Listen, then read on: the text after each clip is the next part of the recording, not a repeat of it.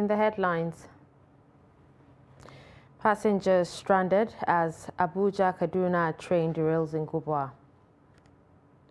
Tribunal sacks Adeleke as Osun State Governor declares Oyetola elected. ATMs in Abuja crowded as POS operators increase charges for new notes. And on the foreign scene, Zimbabwe court grants bail to 26 opposition party members. Hello and welcome to Trust News Update. I'm Dashan Hussaina Usman.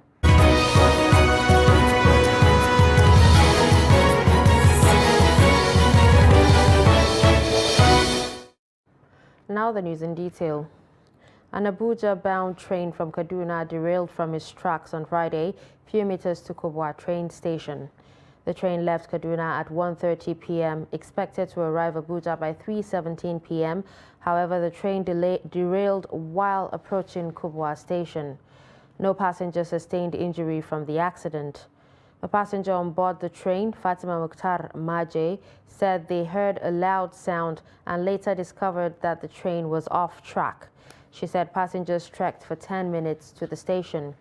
Chairman of the board, Nigerian Railway Corporation, Ibrahim Al-Hassan, paid an on-the-spot assessment visit to the scene for first-hand information on the incident. It happened around almost 3:30 in the afternoon. It happened about 3:25 or so.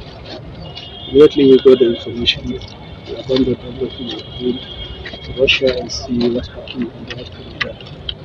It's very unfortunate. The accident has affected all the three lines. We have one main line and two sidings here for crossing. And things happened. We are still trying to find out whether it is equipment failure or human error or interference on our side. And you can see we have been here for a long time trying to look at what happened and what happened.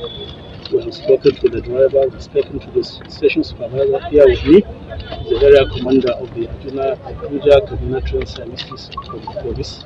We have the full area commander with full complements of police officers, regular police, the motor, the anti-terror. We have them here, and we have been trying to figure out, and we don't want to speculate. We are making our observations. The Osun State Governorship Election Petition Tribunal on Friday overturned the victory of Governor Ademola Adeleke in the July 16 governorship election in the state. The tribunal, in a majority judgment, declared Gboyega Oyetola winner of the election. The All Progressives Congress candidate in the election, Adegboyega Oyetola, had challenged the election of the People's Democratic Party candidate, Ademola Adeleke. The chairman of the panel, Justice Tetsia Kume, read the judgment of the tribunal on Friday. Hamid Oyegbade reports. The APC candidate in the July 16 governorship election in Osun State, Adegboyega Oyetola, was dissatisfied with the result of the election as declared by the Independent National Electoral Commission. Oyetola challenged the outcome of the election at the Election Petition Tribunal in Osogbo on the ground of overvoting and Adeleke's eligibility. Delivering the judgment on Friday, the chairman of the panel, Justice Tetsia Kume, declared Oyetola as the validly elected governor in the election and ordered INEC to withdraw certificate of return from Adeleke. The tribunal cancelled the votes challenged by the petitioners and held that Oyetola got 314,931 valid votes against Adeleke's 290,266 valid votes. However, a member of the panel, P.A. Ogbuli, in his dissenting judgment, disagreed with the majority judgment of the tribunal on the ground that the petitioners did not prove the overvoting claim sufficiently.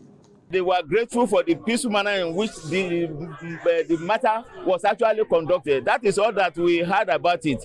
But the reality on ground is that we are dissatisfied with the judgment as delivered by the chairman in respect of this matter. He felt that the beavers report that the other side tendered, should supersede the one that we got and we tendered. Outside the court, PDP supporters expressed grief over the judgment, saying that Adeleke was elected by the will of the majority of the people of the state. We voted for Ademola Adeleke in Osun State. We did not rig election. PDP did not rig this election. We voted free and fair election. We are asking our leaders, are we not going to be ruled by our leaders by our voting again? Are we going to be ruled by the leaders that are going to court? We are surprised that the judgment of the tribunal is a clear miscarriage of justice. There is no better word. Speaking on his victory at the tribunal, Oyetola lauded the judiciary, appealing to people of the state to remain peaceful. I believe that we should maintain peace. I believe that members are happy for the victory, so they are not likely to want to, engage in any violence. I only need to appeal to the other party to allow the judicial system to take its full course. Today's judgment shows that the justice is now starting to be prevailing in Nigeria. Adeleke lost the Osun governorship election to Oyetola in 2018, but emerged victorious against him in the 2022 governorship election. Amid Oyegbade, Trust TV News, Osogbo. In the meantime, Governor Ademola Adeleke said he will appeal the judgment. On his verified Twitter handle, Adeleke called on the people to remain calm.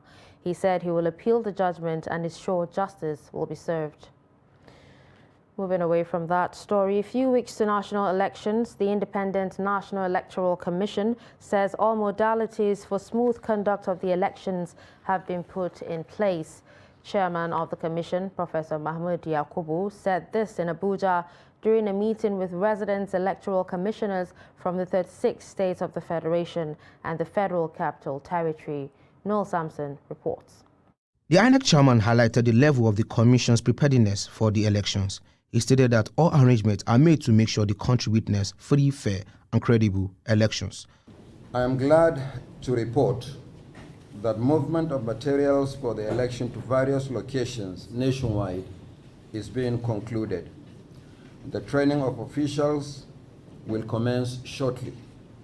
Ongoing consultations with stakeholders will be intensified. Airlifting and delivery of sensitive materials to states of the Federation has gone far.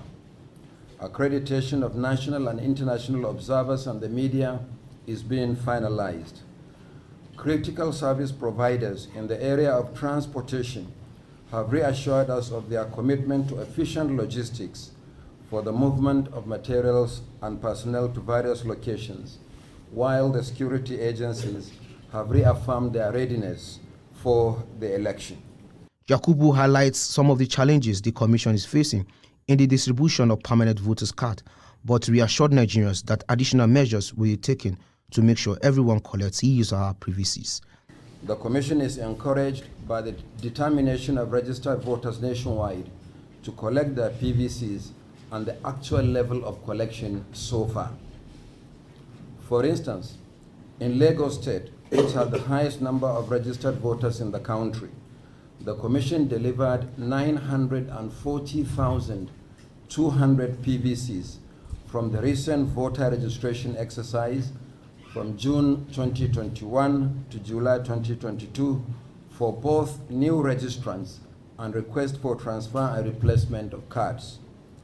As at yesterday, Thursday, 26 January 2023, 839,720 PVCs have been collected, representing 89.3% of the total figure of the new cards. This meeting with Rex will consider reports from other states of the Federation, and the Commission will not hesitate to consider additional measures to ensure that all citizens have ample opportunity to collect their PVCs ahead of the general election. We wish to assure Nigerians that the Commission will always be responsive to the needs of the electorate. The Commission has been engaging critical stakeholders to fine-tune ways of conducting credible elections. Noel Samson, Trust TV News, Abuja. Speaker, House of Representatives Femi Gbajabiamila on Friday in Abuja declared that Nigeria is ready for the upcoming 2023 general elections, despite rumors from some quarters that there will be a likely postponement due to insecurity in the country. The Speaker gave the assurance when he received a delegation of the International EU Election Observers Mission, who paid him a courtesy call in his office. He conceded that there are some delays in the collection of permanent voter cards, but assured the visiting delegation that the INEC is working assiduously to ensure that the issues are resolved.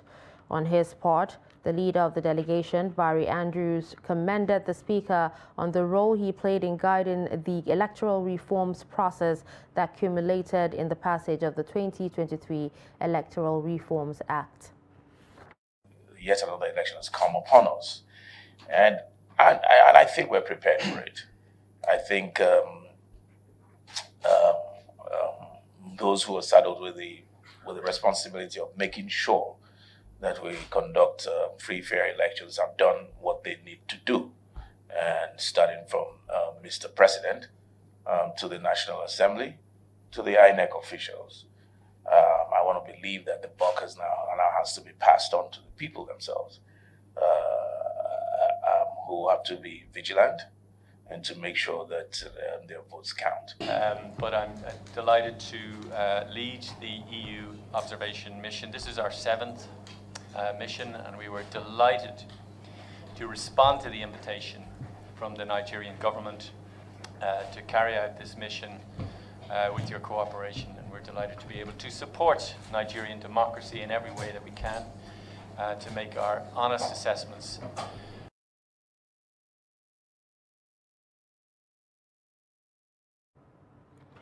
Barely 3 days to expiration of the deadline set by the Central Bank of Nigeria for old Naira notes phase out, commercial banks in Abuja are running short of the new currency.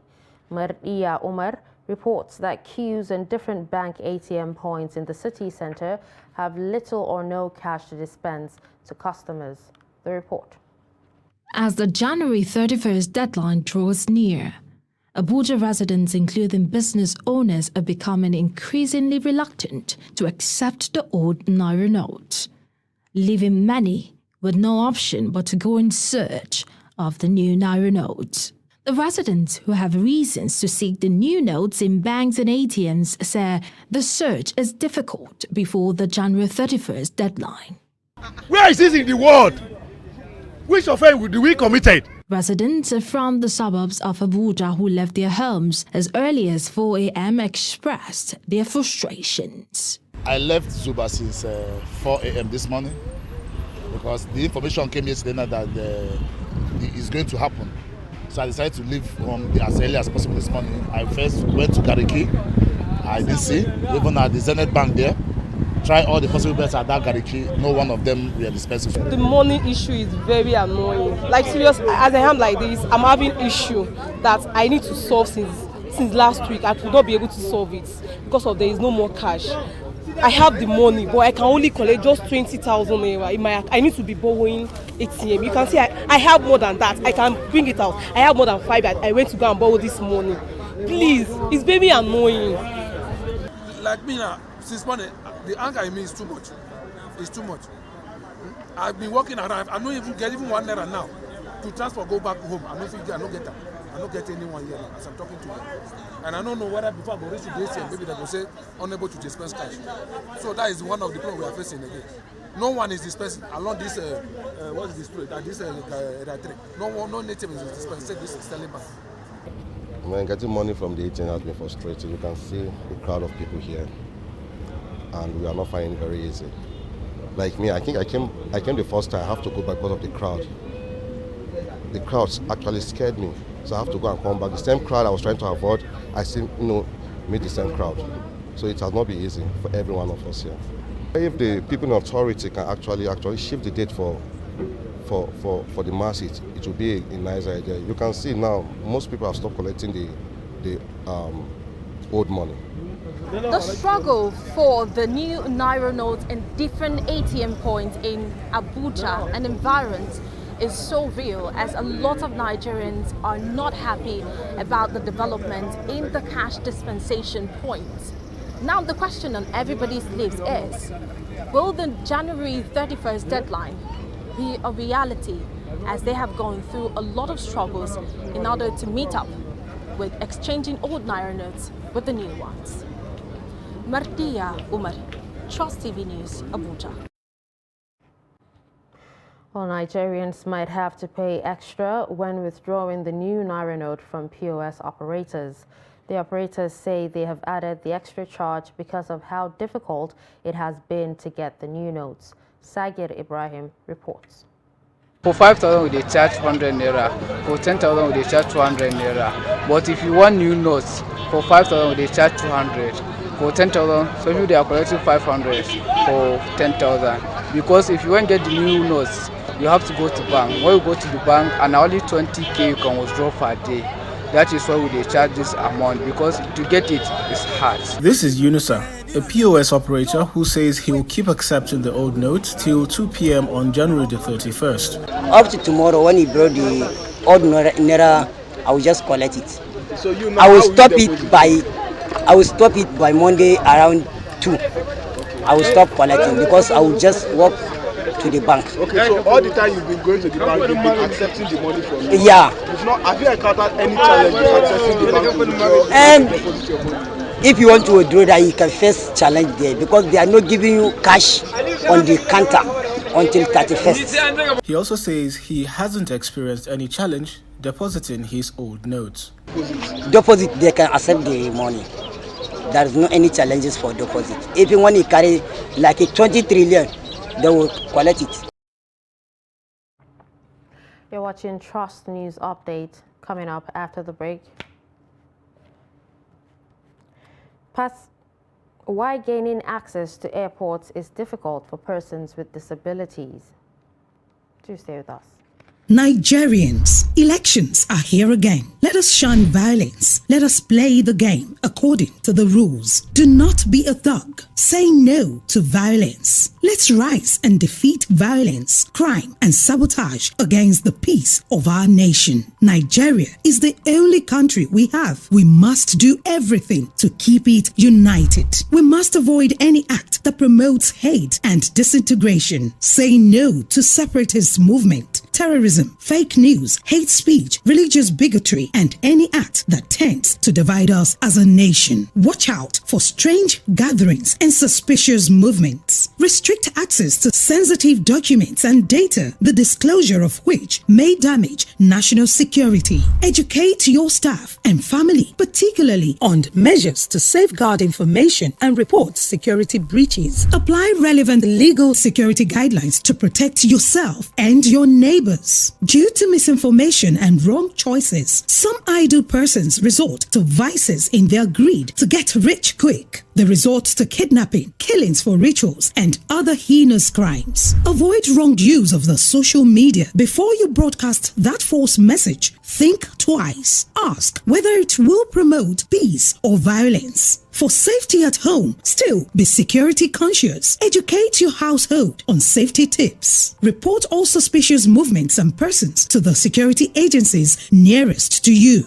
Be a good citizen. Be patriotic. To pass security information, please call 0813-222-2105, 0915-339-1309, 0908-837-3514, or send a mail to dsspr@dss.gov.ng. This message is from the Department of State Services, DSS.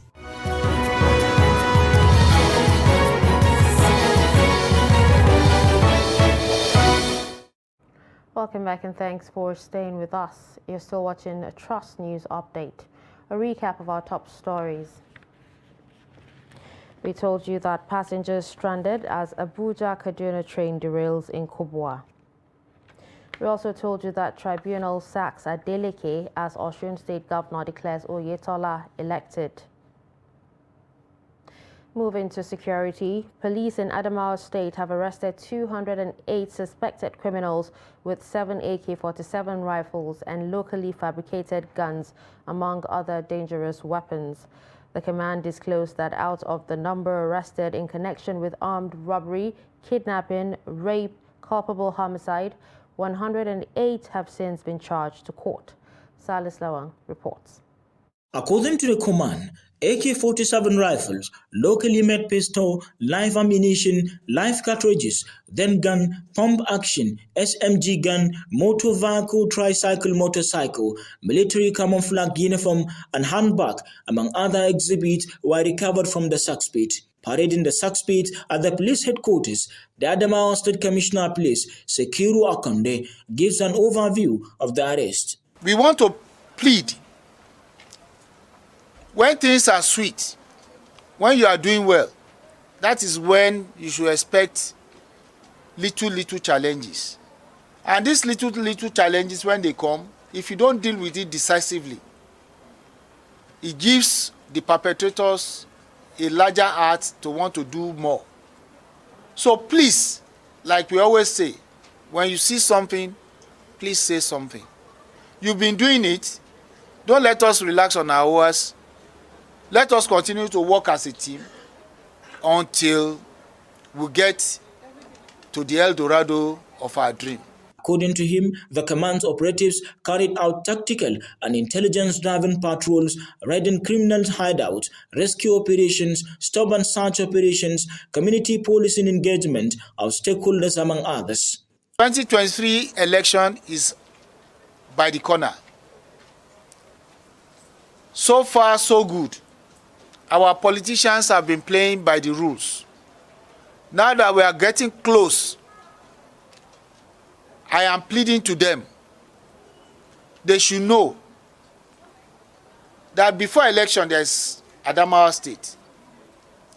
During the election, there is Adamawa State. After the election, there will still be an Adamawa State. In everything we do, let us do it with decorum. Let us do it within the ambits of the law. We, as an organization, we are going to give level playing grounds to everybody. He appreciated the government and people of the state for the continuous support they have been given to the command, assuring that all the suspects will be diligently prosecuted on completion of investigation. From Yola, Salis Lawan, Trust TV News. Persons with disabilities say they're finding it difficult to access airports in the country, resulting in deprivation, discrimination, and denial of their rights. The group further stressed the difficulties experienced are not only in gaining access to the airport, but also extends to use of other facilities within the airport compared to other able-bodied persons. Ado Musa completes the report. The starting argument for this coalition of different organizations of people with disabilities is that the rights of their members have been flagrantly overlooked.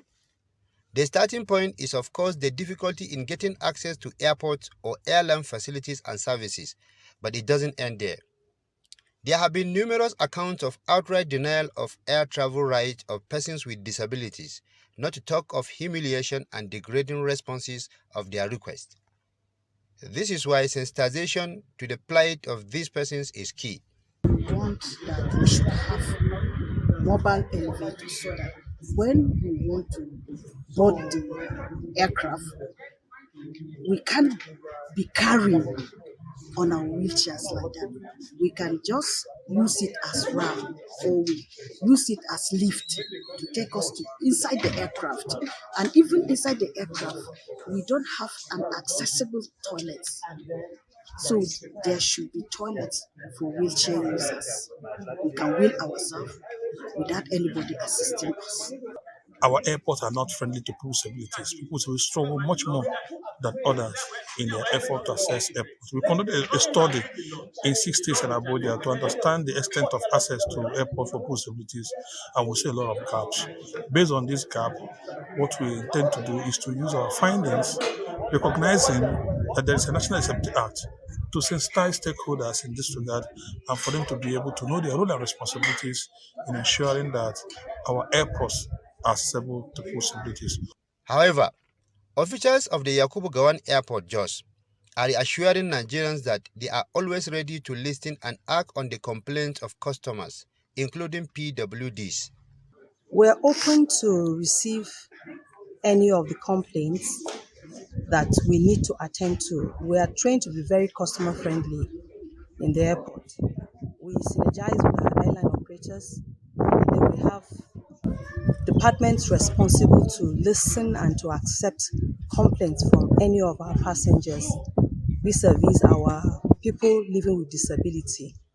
Airport personnel, security agencies, among other stakeholders, hope that at the end of the sensitization program, the challenges faced by the PWDs while accessing airports and their facilities will be addressed. Ado Musa, Trust TV News, Jos. Former military governor of Old Kano State, Colonel Sani Bello, has given accounts of how he survived the July 29, 1996 military counter-coup that led to the death of Head of State General Agui Ironsi and military governor of Western Region Adeyinka Fajui. Bello was ADC to the late Head of State when the coup took place in Ibadan. The elder statesman featured on Trust TV's Reminiscences. Then after some time, General Rossi himself came out, spoke something to Gwintupe, and then went back to the office. After a few moments, he called back to say the ADC should bring me.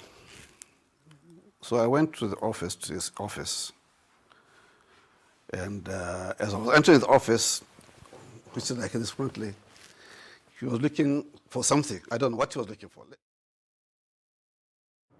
You can watch the full interview today at 7 p.m. by 7 p.m. on Trust TV.